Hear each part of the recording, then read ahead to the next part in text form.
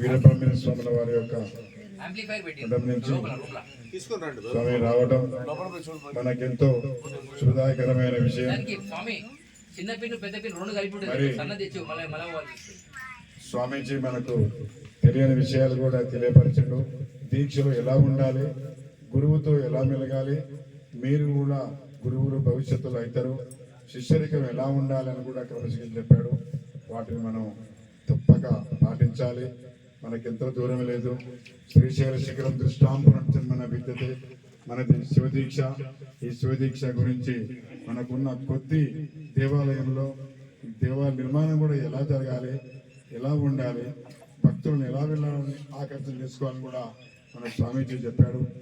మనమంతా ఏకతాటిలో ఉన్నాం. ఇప్పుడు కూడా స్వామీజీ మనల్ని గమనించాడు. మనం ఇప్పుడు సుమారుగా 90 నుంచి 102 మంది శివస్వాములు ఉన్నాం.